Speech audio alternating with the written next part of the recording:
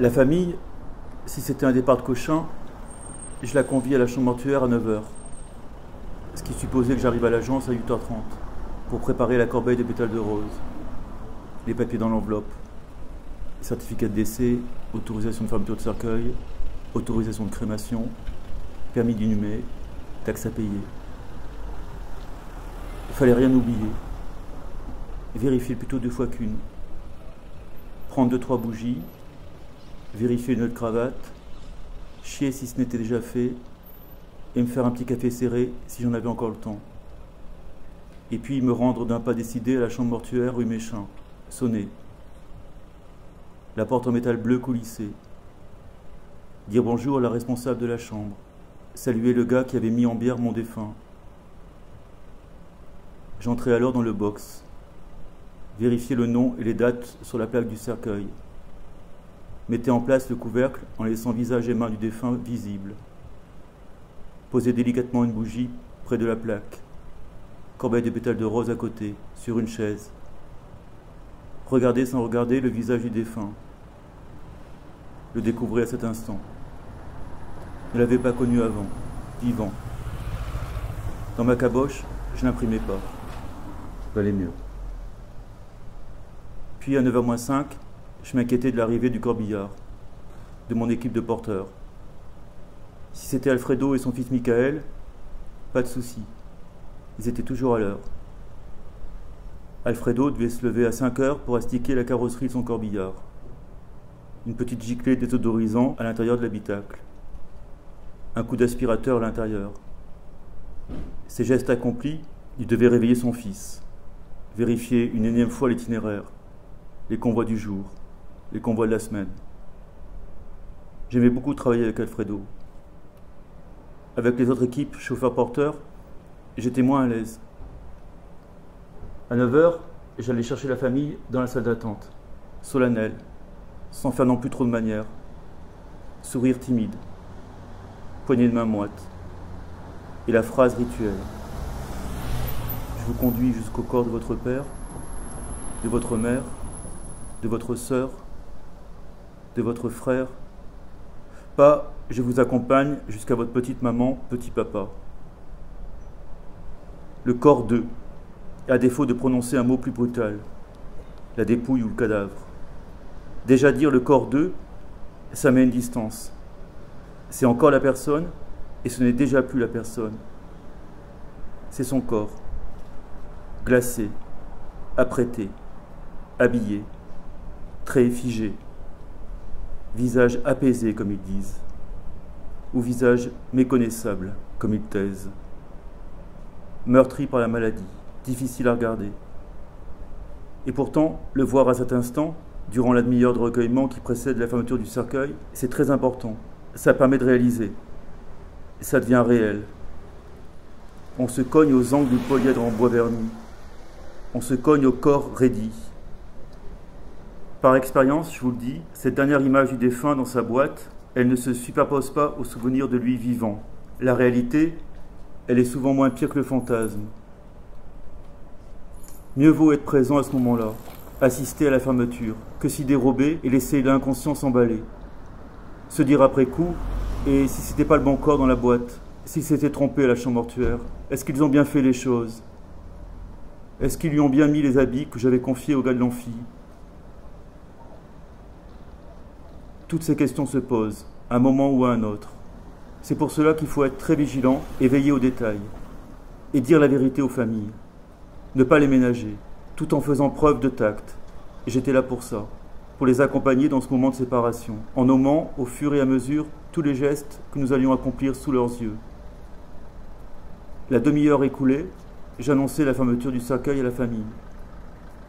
Faisais un signe de tête à mes porteurs qui se mettaient alors en place autour du cercueil avant d'exécuter leurs gestes précis, le tournevis dans la main.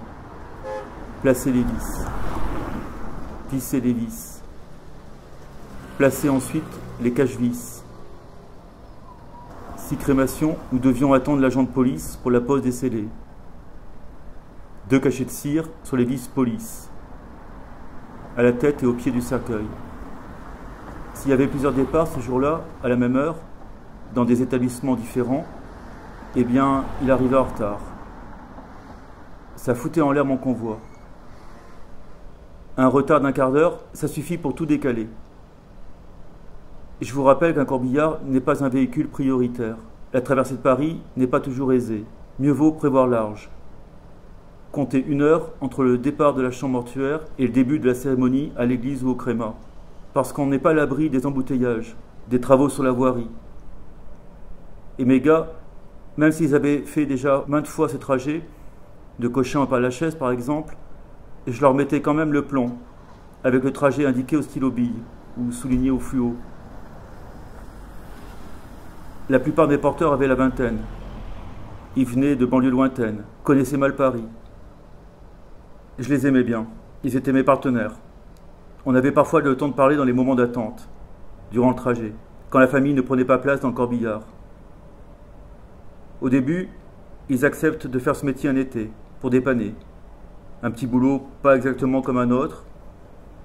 Les mois passent, et malgré les contraintes, les horaires, les familles, les morts, ils finissent par s'y faire.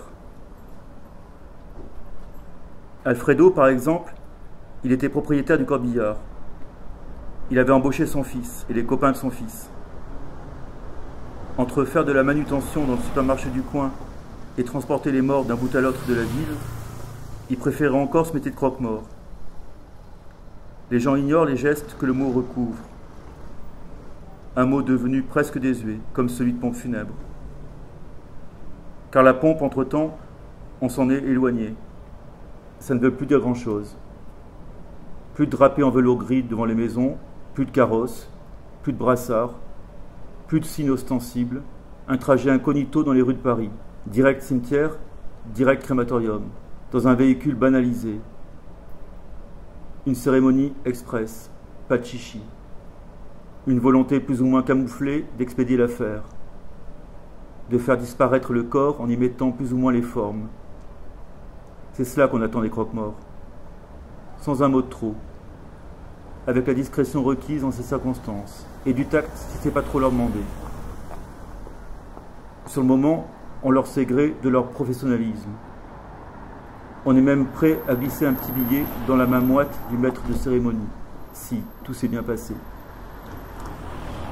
Une fois que le corps du défunt est à sa place, acheminé jusqu'au lieu de sépulture, il est vrai qu'après tous ces jours sans sommeil, on ressent une sorte de dénouement.